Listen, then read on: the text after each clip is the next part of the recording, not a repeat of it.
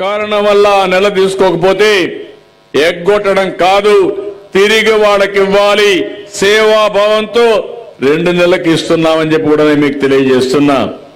3 నెలల్లో తీసుకున్న వాళ్ళైతే 9,633 మంది ఎలిజిబుల్ ఉన్నారు. ఇది ఒక 12 కోట్లు. ఈ 2 చూస్తే నెలకు ప్రతి ఒక్క నెలలో అదనంగా 110 కోట్ల రూపాయలైనా ఈ పేదవాళ్లకు న్యాయం జరగాలనే ఉద్దేశంతోనే ఈ కార్యక్రమానికి కూడా శ్రీకారం చుట్టాం. ఇప్పుడే నేను చెప్పాను, ఈ జిల్లాలో 103 కోట్ల రూపాయలు ఖర్చు పెడుతున్నాం.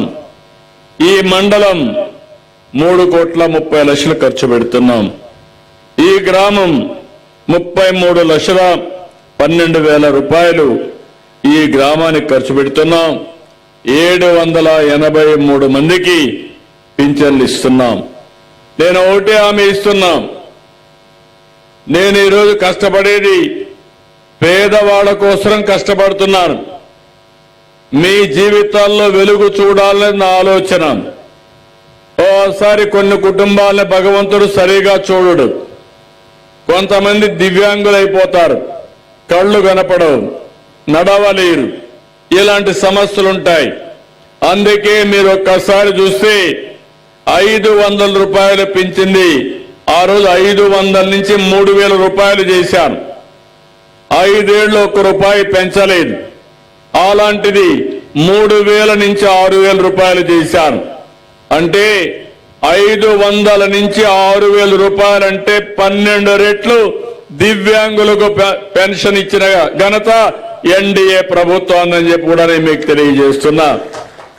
నేను చేసింది ఫేవర్ కోసరం కాదు, పేరు కోసరం కాదు, మానవత్వం కోసరం చేశా. ఆ కుటుంబాలు పడే బాధ్యత, బాధ నాకు అర్థమవుతుంది.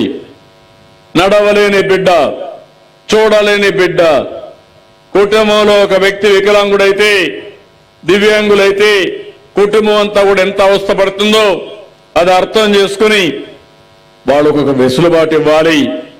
దేవుడు సరిగా చూడకపోయినా ఒక ముఖ్యమంత్రిగా, మానవత్వం ఉండే వ్యక్తిగా వాళ్ళని ఆదుకోవాలనే ఉద్దేశంతో వాళ్ళకు అండగా నిలబడ్డానని చెప్పి మరొక్కసారి మీ అందరికీ విజ్ఞప్తి చేస్తున్నా. ఇలాంటివన్నీ ఇంకొక విషయం కూడా మీరు గుర్తుపెట్టుకోవాలి. అర్హులందరికీ పింఛన్లు రావాలి. అనర్హులకందరికీ పింఛన్లు ఇవ్వడానికి వీలు లేదు. గడచిన 5 సంవత్సరాల ప్రభుత్వంలో వాళ్ళ కార్యకర్తలకు పింఛన్లు ఇచ్చారు. వికలాంగుడు కాకపోయినా బ్రహ్మాండంగా కారు డ్రైవ్ చేసే వ్యక్తులకి, ట్రాక్టర్ డ్రైవ్ చేసే వ్యక్తులకి, లారీలు డ్రైవ్ చేసే వ్యక్తులకి వికలాంగులని చెప్పి పెన్షన్లు ఇచ్చిన సందర్భాలున్నాయి. మీరు కూడా అర్థం చేసుకోవాలి. మీరు కూడా ఒక పోలీసింగ్ మారిగా పనిచేయాలి. ఈరోజు సమాజంలో పేదవాళ్ళని ఆదుకోవాలి. అదే సమయంలో రాజకీయ ముసుగేసుకుని ప్రజాధనాన్ని దుర్వినియోగం చేస్తే అది సబబు కాదు. అలాంటి వారికి మాత్రం నిర్మోహమాటంగా ఉంటా. ఎక్కడ కూడా నేను 1 రూపాయి దుర్వినియోగం కాకుండా అర్హులకే ఖర్చు పెడతాం. నేను అడుగుతున్నా మిమ్మల్ని, 5 సంవత్సరాల అరాచకాలు చేశారు, ఇబ్బందులు పెట్టారు. కడాన దివ్యాంగులకు ఇవ్వాల్సిన పింఛను కూడా వీళ్లే కబ్జా చేసే పరిస్థితికి వచ్చారు. అలాంటివన్నీ తీసేస్తే ఎదురుదాడి చేస్తున్నారు. నేను ఒకటే మిమ్మల్ని అందరినీ కోరేది, నేను ఏ నిర్ణయం చేసినా దానికి ఆధారాలు పెట్టుకొని చేస్తాం తప్ప ఆషామాషిగా చేయమని చెప్పి కూడా నేను మీకు తెలియజేస్తున్నా. ఎన్డీఏ నాయకులకి, కార్యకర్తలు కూడా చెప్పారు, అర్హులందరికీ పింఛన్లు ఇవ్వాలి. అర్హులకు పింఛన్లు ఇవ్వకుండా చేయడం కరెక్ట్ కాదు. కానీ పింఛన్లు ఇచ్చేటప్పుడు మీరు దగ్గరుండండి. మీరు ఎన్నికల్లో హామీ ఇచ్చారు, మీ హామీ ప్రకారం ఈరోజు హామీలు నెరవేరుస్తున్నాం. కాబట్టి మీరు దగ్గరుండి ఇప్పించమని తెలుగుదేశం పార్టీ కార్యకర్తలకు, జనసేన కార్యకర్తలకు, బీజేపీ కార్యకర్తలకు కూడా విజ్ఞప్తి చేస్తున్నా. ఇది ప్రజాప్రభుత్వం, పొలిటికల్ గవర్నెన్స్. ఇదైనప్పుడు మనం చేసే మంచి పనికి మనం వారసులుగా ఉండాలి. దాన్ని ఎప్పటికప్పుడు అడ్వాంటేజ్ కూడా తీసుకోవాల్సిన అవసరం ఉంది. ఇంకో పక్క యువత చాలా మీరు ఎన్నో ఆశలు పెట్టుకున్నారు. ఉద్యోగాల కోసం ఈ ప్రభుత్వం పైన నమ్మకం పెట్టుకున్నారు. అంత మునుపు మీరు చూస్తే మొత్తం ఎక్కడ చూసినా గంజాయి, ఎక్కడ చూసినా డ్రగ్. ఆ రోజు గట్టిగా పోరాడిన వాళ్లపైన కేసులు, పోరాడిన పార్టీల మీద, పార్టీ ఆఫీస్ పైన దాడి చేసి నిర్వీర్యం చేసే బాధ్యత. ఈ రోజు నేను హామీ ఇస్తున్నా, మళ్ళీ చెప్తున్నా, ఎవరైనా డ్రగ్స్ అమ్మినా, గంజాయి అమ్మినా మీ తాట తీస్తాను గాని మిమ్మల్ని వదిలిపెట్టనని చాలా స్పష్టంగా హెచ్చరిస్తున్నా. ఓసారి గంజాయి సేవించిన వాడు, డ్రగ్లు వాడే వ్యక్తికి భార్యకు పెళ్ళానికి, భార్యకు తల్లికి వ్యత్యాసం తెలియకుండా కడాని నేను చూస్తే బాధేస్తుంది. 3 సంవత్సరాల ఆడబిడ్డల చిన్న పిల్లల పైన అత్యాచారాలు చేస్తారు. 60-70 సంవత్సరాల వయసు ఉండే వ్యక్తులు. వీళ్ళు మనుషులేనని అడుగుతున్నా. ఇలాంటి వాళ్ళపైన ఉపేక్షించే అవసరం ఉందా అని మిమ్మల్ని అడుగుతున్నా. అందుకే చెప్పా, మా ఆడబిడ్డ మీద చెయ్యి వేసావంటే అదే నీకు చివరి రోజు ఈ భూమి మీదని మరొక్కసారి హెచ్చరిస్తున్నా.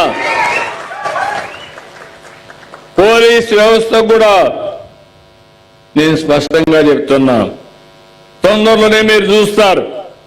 ఎక్కడ చూసినా టెక్నాలజీతో సీసీటీవీ కెమెరాలు పెట్టి ఎవడైనా ఇలాంటి పని చేసి 2 నిమిషాల్లో వాడిని పట్టుకుని ఏం చేయాలో చేసే బాధ్యత నాదని మరొక్కసారి మీ అందరికీ హామీ ఇస్తున్నా. ఎవరిని వదిలిపెట్టను, రౌడీజాన్ని సహించను, ఎట్టి పరిస్థితుల్లో ఉపేక్షించాం. అందుకే ఆ విషయాలు కూడా ఇంకొక పక్క మీరు చూస్తే ఈ రోజు నేను చేసే పనులన్నీ కూడా ఎప్పటికప్పుడు నిరంతరం కొనసాగాలి. సస్టైనబిలిటీ ఉండాలి. ఆడంబ సూరత్వం పనికిరాదు. చెప్పిన మాట నిలబెట్టుకోవడానికి ప్రయత్నం చేస్తా ఉంటే రాక్షసుల మారిగా ఈ పవిత్రమైన యజ్ఞాన్ని భగ్నం చేయాలని అన్ని విధాల ప్రయత్నం చేసే పరిస్థితికి వచ్చారు. ఈరోజు మన కేంద్రం సహకారం ఇచ్చింది. మొన్న ఎన్డీఏ కలిసాం. 3 పార్టీలు కలిసిన తర్వాత ఢిల్లీలో కూడా మన పరపతి పెరిగింది. అమరావతికి డబ్బులు ఇచ్చారు. పోలవరాన్ని పూర్తి చేయడానికి 12,500 కోట్ల రూపాయలు ఇచ్చారు.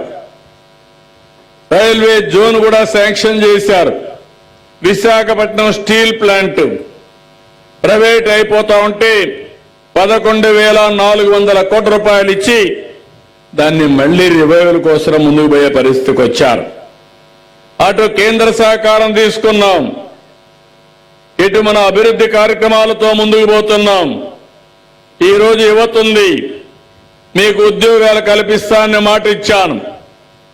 ఏ రాష్ట్రంలో జరగని విధంగా 1 సంవత్సరంలో 9,50,000 కోట్ల రూపాయల పెట్టుబడులు వచ్చి ఇవి పూర్తయితే 8,50,000 మందికి ఉద్యోగాలు ఇచ్చే బాధ్యత ఈ ప్రభుత్వాన్ని అని చెప్పి నేను మీకు తెలియజేస్తున్నా. ఇదే కాదు, ఈరోజు మీరు చూస్తే ఇప్పటికే 5 లక్షల కోట్ల రూపాయలు పనులు ప్రారంభమైనాయి. 4,50,000 మందికి ఉద్యోగాలు వస్తాయి. 10 సంవత్సరాల్లో ఎంత పెట్టుబడులు వచ్చాయో 1 సంవత్సరంలో అంతకంటే ఎక్కువ పెట్టుబడులు తీసుకొచ్చి ఉపాధి కల్పిస్తున్నాం. యువతకు ఏ హామీ అయితే ఇచ్చానో దాన్ని నిలబెట్టుకుంటాను. మొదటి సంతకం చేశాను. మెగా డిఎస్సి 16,500 మందికి ఉద్యోగాలు. ఎన్ని అడ్డంకులు సృష్టించాలో అన్ని సృష్టించారు. దాన్ని జరగనీయకుండా చేయడానికి సుప్రీంకోర్టుకు వెళ్లారు ఈ దుర్మార్గులు. అయినా అప్రమత్తంగా ఉన్నాం. ఇంటర్వ్యూస్ జరుగుతాయి. 1 నెల లోపల వాళ్లకు ఉద్యోగాలు ఇచ్చే బాధ్యత ఈ ప్రభుత్వాన్ని చెప్పి కూడా నేను మీకు తెలియజేస్తున్నా. ఇంకో మాట కూడా చెప్పాను, ఏదైతే నిరుద్యోగులు ఉన్నారో అలాంటి వరకు ఉద్యోగాలు వచ్చే వరకు నిరుద్యోగ భృతి ఇచ్చి తల్లిదండ్రుల పైన ఆధారపడకుండా కుటుంబ పెద్దగా మీకు అండగా ఉంటానని ఆ రోజు చెప్పాం. దాన్ని కూడా శ్రీకారం చుడతామని మీ అందరికీ హామీ ఇస్తున్నా. నేను ఏ మాట చెప్పినా ఆ మాట పైన సీరియస్ గా తీసుకుని ఆ ప్రయత్నంతోనే ముందుకు పోతున్నాం. ఇంకో పక్క నేను ఒకటి ఆలోచించాను, 2029కి పేదరికం లేని సమాజం, ప్రతి ఒక్క కుటుంబానికి కూడా సంక్షేమ కార్యక్రమాలు ఇవ్వడమే కాదు 10 రూపాయలు సంపాదించుకునే మార్గం కూడా చూపించాలని, ఏ విధంగా చేయాలని ఆలోచిస్తున్నాను. దీనికోసం కొత్త విధానం P4 అనే ఒక కార్యక్రమానికి శ్రీకారం చుట్టాను. ప్రభుత్వం కొంతవరకు సహాయం చేస్తాం, కేంద్ర ప్రభుత్వం సంక్షేమ కార్యక్రమాలు ఇస్తారు. వాళ్ళకు కూడా చిన్న చిన్న ఆస్తులు కానీ చిన్న చిన్న వ్యాపారాలు కానీ ఏదో చిన్న ఆధారం ఉంటే అవి కూడా పరిగణలోకి తీసుకుని వాళ్ళ ఆదాయాన్ని పెంచడానికి, ఈరోజు ఉదాహరణకు మీరు ఆలోచించండి, మేము కూడా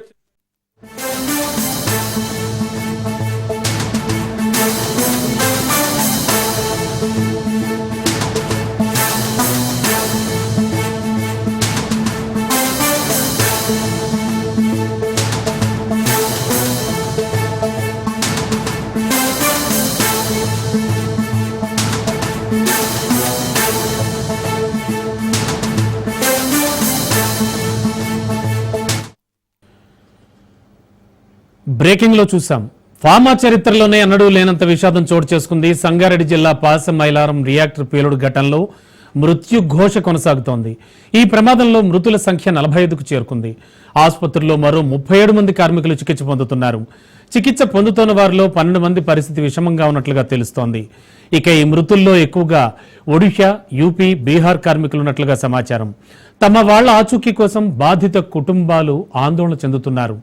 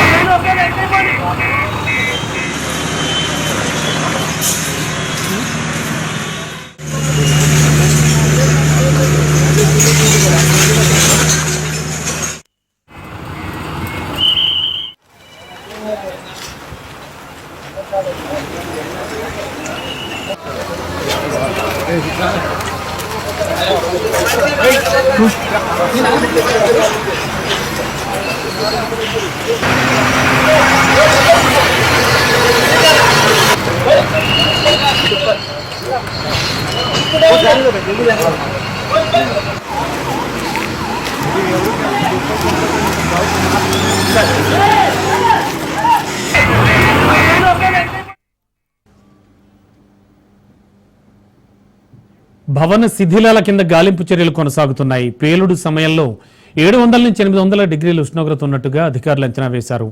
మైక్రో క్రిస్టల్ సెల్యులోజ్ డ్రాయింగ్ యూనిట్లో నిన్న పేలుడు సంభవించింది. పరిశ్రమలో పేలుడు ధాటికి 3 అంతస్తుల భవనం కుప్పకూలింది. 57 మంది సురక్షితంగా ఇంటికి వెళ్లారని చెప్పారు.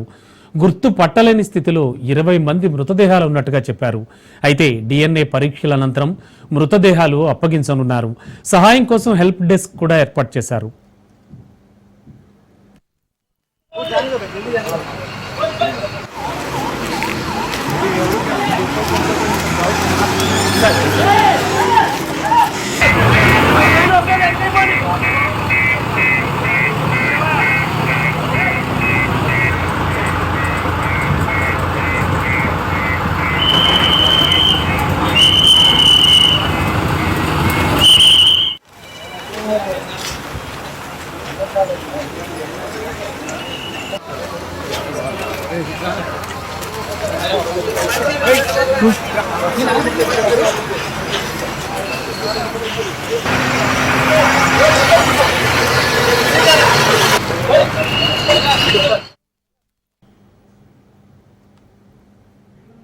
డిఎన్ఏ పరీక్షల ద్వారా మృతదేహాల గుర్తింపునకు ఏర్పాట్లు పూర్తయ్యాయి. మరోవైపు ఫ్యాక్టరీ, ఆసుపత్రుల వద్ద హృదయ విదారక పరిస్థితులు నెలకొన్నాయి.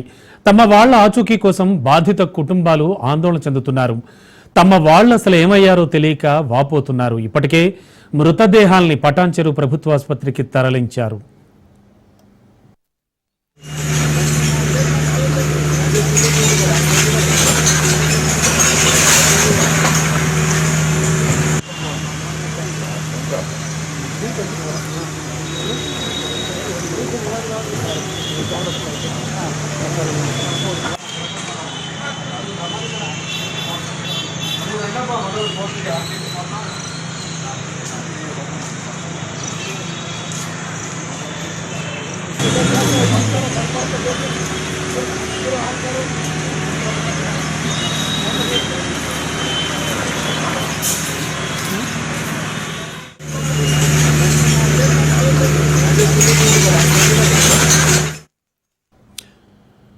ఫామా చరిత్రలోనే ఎన్నడూ లేనంత విషాదం చోటు చేసుకుంది. రాజ్ న్యూస్ ఆన్ స్క్రీన్ మనం చూస్తూ ఉన్నాం.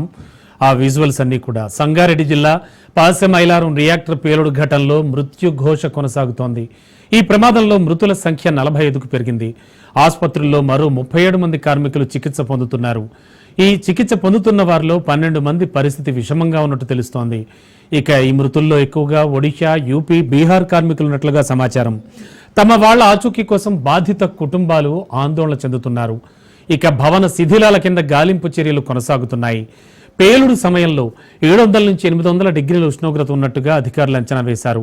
మైక్రో క్రిస్టల్ సెల్యులోజ్ డ్రాయింగ్ యూనిట్లో నిన్న పేలుడు సంభవించగా పరిశ్రమలో పేలుడు ధాటికి 3 అంతస్తుల భవనం కుప్పకూలింది. 57 మంది సురక్షితంగా ఇంటికి వెళ్లారని చెప్పారు. గుర్తు పట్టలేని స్థితిలో 20 మంది మృతదేహాలు ఉన్నట్లుగా చెప్పారు. అయితే డిఎన్ఏ పరీక్షల అనంతరం మృతదేహాలు వారికి అప్పగించనున్నారు.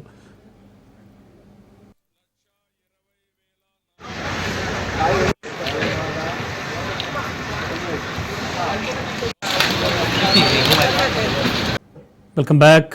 ఫామా చరిత్రలోనే అన్నడూ లేనంత విషాదం చోటు చేసుకుంది. సంగారెడ్డి జిల్లా పాసెమైలారం రియాక్టర్ పేలుడు ఘటనలో మృత్యు ఘోష కొనసాగుతోంది, పెరుగుతోంది.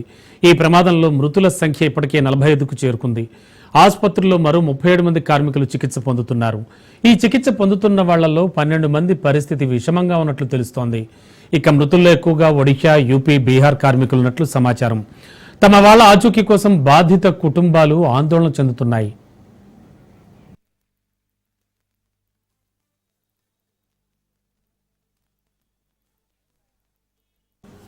ఎస్, రైట్ నౌ ఘటనా స్థలి నుంచి మా కరెస్పాండెంట్ రాజు లైవ్ ఇవ్వడానికి సిద్ధంగా ఉన్నారు. అక్కడ సిచ్యువేషన్ అంతా వివరించడానికి. రాజు, ప్రస్తుతం అక్కడ పరిస్థితి ఏమిటి? చాలా హృదయ విదారకమైనటువంటి ఘటన. ఇక్కడి నుంచి చూస్తూ, మీరు పంపిన విజువల్స్ చూస్తూ చెప్తున్న మాకే హృదయం కలిచివేస్తోంది. అక్కడ మీరు డైరెక్ట్ గా ఉన్నారు. ఏమిటి సిచ్యువేషన్, ఏమనిపిస్తోంది? అండ్ ఇప్పటికే అందరూ వచ్చి చూసి వెళుతూ ఉన్నారు. ప్రస్తుతం పరిస్థితి ఏమిటి?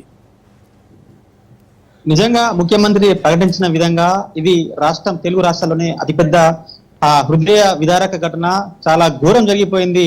నిర్లక్ష్యానికి ఇంతమంది బలయ్యారని చెప్పుకోవచ్చు.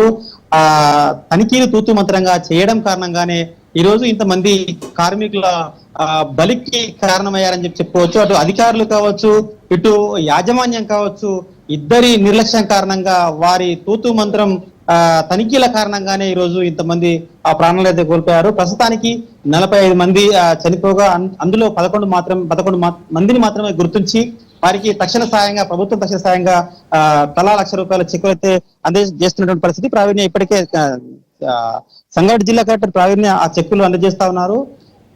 అయితే మిగతా వారిని గుర్తించే పనిలో అటు కుటుంబీకుల డిఎన్ఏ టెస్టులు తీసుకునే ప్రయత్నం చేస్తా ఉన్నారు. ఇక్కడ కొంతమంది స్టేజ్ తో ఉండడం కారణంగా కుటుంబీకులంతా కూడా అటు ఒరిస్సా, బీహార్, పశ్చిమ బెంగాల్ అటువంటి రాష్ట్రాల నుంచి కుటుంబీకులు రావాలి. వచ్చిన తర్వాత వాళ్ళ డిఎన్ఏ టెస్ట్ తీసుకోవాలి. ఆ తర్వాత శవ పరీక్ష చేయాలి.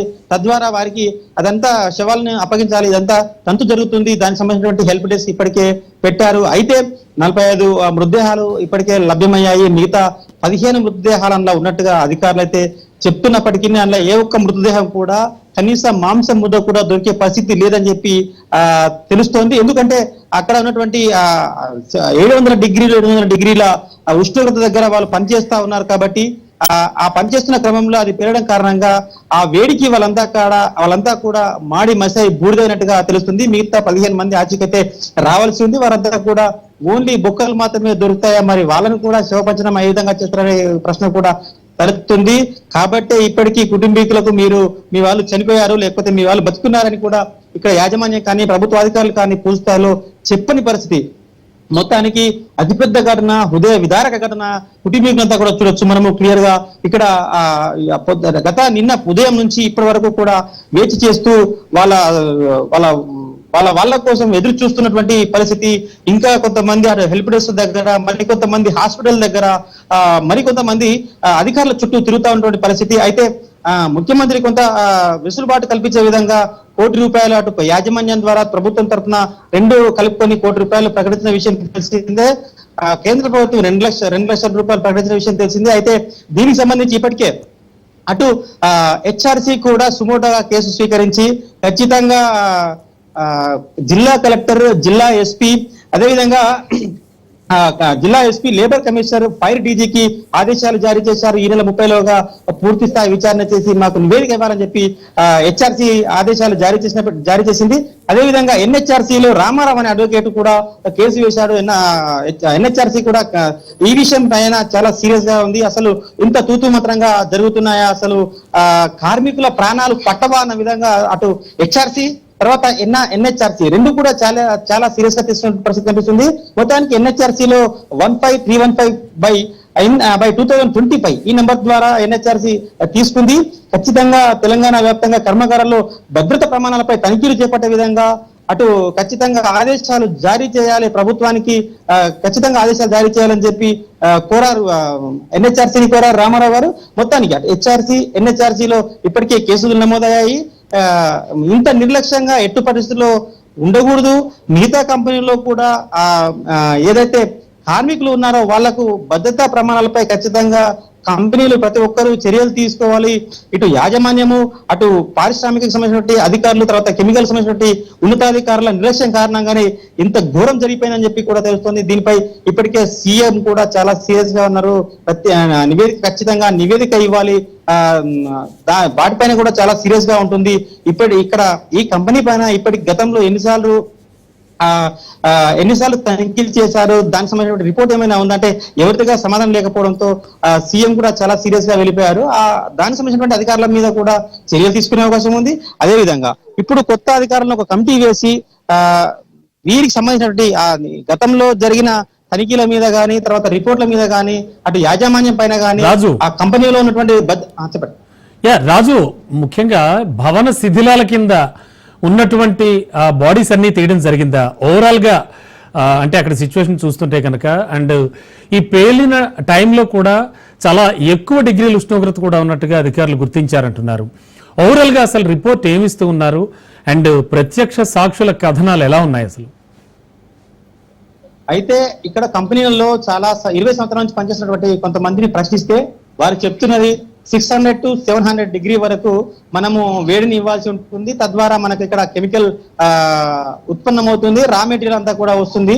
కాబట్టి 700 డిగ్రీల వరకు అయితే కంపల్సరీ ఉంటుంది. అయితే మిగతా ఎక్కువైన ఏదైతే ఉష్ణోగ్రత ఉందో అది పైపుల ద్వారా బయటికి పంపించాల్సి ఉంటుంది. అయితే ఆ పైపులలో జామై వివిధ రకాలటువంటి చెత్త జామైన కారణంగా ఆ వేడి సమయానికి బయటికి పోకపోగా సుమారు 800 డిగ్రీల సెల్సియస్ వద్ద అది పేలిపోవడం, ఆ రియాక్టర్ పేలిపోవడం, తద్వారా ఇదంతా ఇంత ఘోరం ఇదంతా జరిగిందని చెప్పి అయితే ఇక స్థానిక ఇంతకుముందు గతంలో పనిచేసినటువంటి కొంతమంది స్థానికులు అయితే చెప్తా ఉన్నారు. అయితే 800 డిగ్రీల సెల్సియస్ దగ్గర వాళ్ళు పనిచేస్తూ అది ఒక్కసారి పేలడం కారణంగా ఆ చుట్టుపక్కల ప్రాంతంలో దాని పక్కన ఉన్నటువంటి వాళ్ళంతా కూడా మాడి మసై బూడిదయ్యే ఉంటారు. ఎట్టి పరిస్థితుల్లో వాళ్ళ బొక్కలు కూడా దొరికే పరిస్థితి లేదని చెప్పి అయితే చెప్తున్నారు. అయితే కుటుంబీకులకు ఆ విషయం చెప్పాలన్నా చెప్పొద్దా, అధికారులు వాళ్ళని ఏ విధంగా సముదాయించాలనే విషయం మీద కూడా వాళ్ళకి అధికారులకు అంతుచిక్కడం లేదు. డిఎన్ఏ టెస్ట్ ద్వారా ఎప్పుడు వాళ్ళకి ఈ బొక్కలు తీసుకొచ్చి, ఎవరి బొక్కలు ఎక్కడి నుంచి తీసుకొచ్చి ఎవరికి ఏ శవాన్ని అప్పచెప్పాలనే ఆలోచన తర్జన భర్జనలో కూడా అధికారులు ఉన్నారు. అయితే ఇంకా మిగతా సుమారు 15 డెడ్ బాడీస్ వరకు దొరకాల్సి ఉంది. ఇప్పటికే ధృవ హాస్పిటల్ సంబంధించి అక్కడ 12 మంది చికిత్స పొందుతున్నారు. అందులో 10 మంది ఐసీయూలో ఉన్నారు. వారి వారి పరిస్థితి కూడా విషమంగానే ఉంది. వారు కూడా చనిపోయే అవకాశం ఉంది. అయితే పెద్ద మొత్తంలో ఇప్పటికే సుమారు 45 నుంచి 45 శవాల వరకు దొరికినాయి. కాబట్టి ఈ 15 మంది తర్వాత ఇంకో 10 మంది అట్లా చూసుకుంటూ పోతే సంఖ్య అంతకంతకు గంటకు పెరుగుతూనే వస్తుంది మృతుల సంఖ్య.